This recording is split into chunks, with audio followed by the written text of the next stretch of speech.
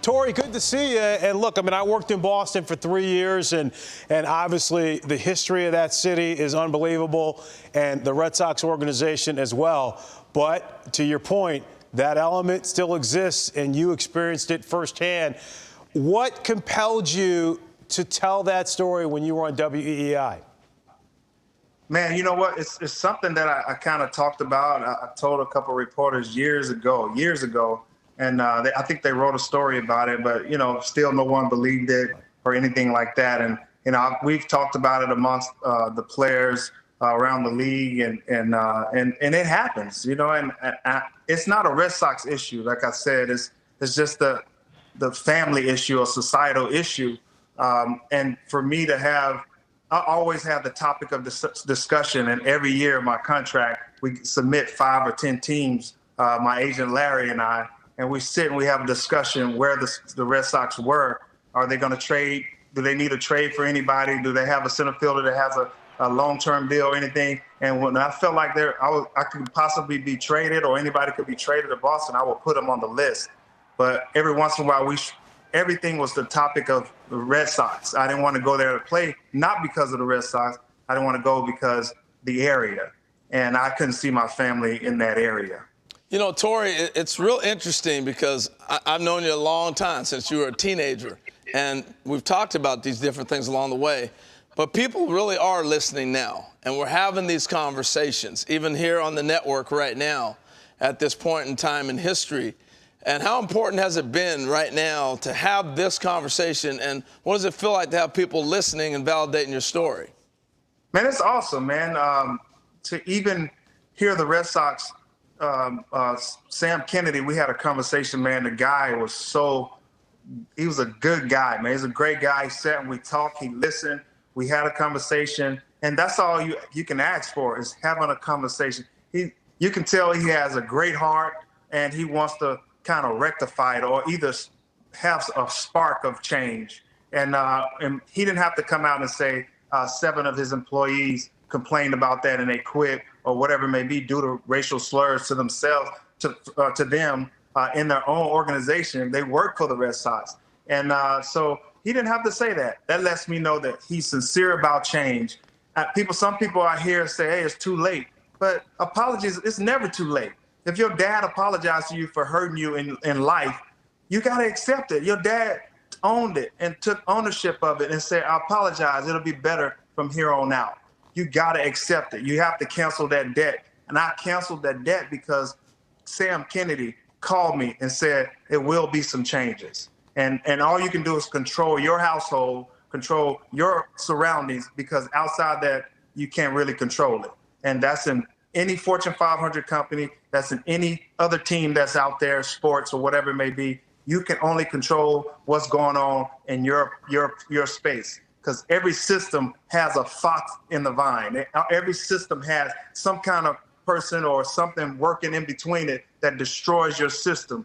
So you have to check it every three years, every 3 casinos. They check their system every 3 hours because there might be foxes in the vine, and you have to protect yourself from that. And I think the government, Fortune 500 companies, and major league teams need to do that as well. Let's just strip it down, Torii, because as Harold mentioned, now people are listening. People are paying attention in a way that maybe they had not paid attention 5, 10, 20 years ago. We've come a long way, but there's still a long way to go.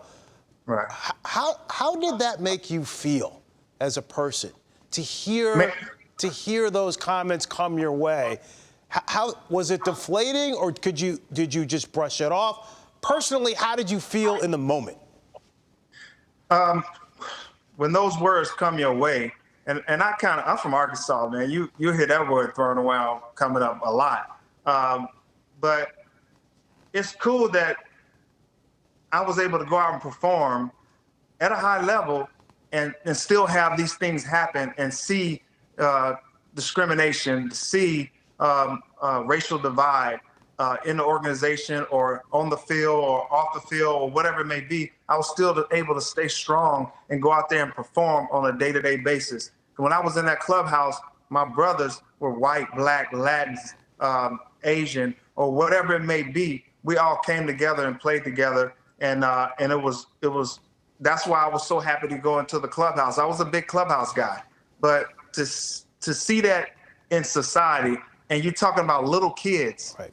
When you see little kids saying those things and nobody's, talking to them and telling them, hey, don't say those words. Now they're Fortune 500 leaders and CEOs of companies and probably own teams and different things like that. And now I know those kids are out there destroying anybody of color and probably not giving them equal opportunities. And that's what we're trying to kill, those foxes in the vine. Let's just expose them and stop them. And if you see something, if you hear something, that's what God gave you 2 ears and 2 eyes. So if you see or hear those things, let's expose them and let them know. And technology today, because of those phones, people starting to see it on film, like Will Smith said. So Torii, moving forward, you've got a big voice. You had a big voice on your teams, even still in your community, even still as a former major leaguer. Moving forward, what is the message? You like you talked about, you have white friends, Latin friends from all over the globe. What's the message moving forward?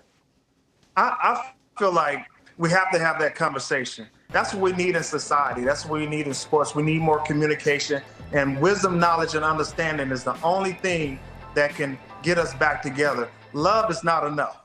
We need action, and love requires relationships.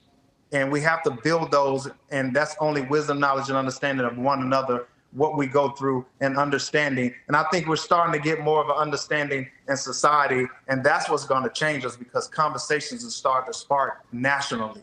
Who don't want to have this conversation? Why we never have this simple conversation ever in life, I have no idea.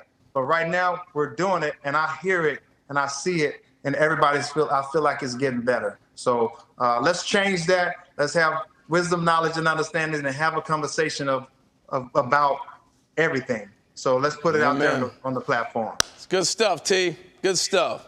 Torii, keep using your voice. It's very powerful. We need it. We will, man. It will never stop to the day I die.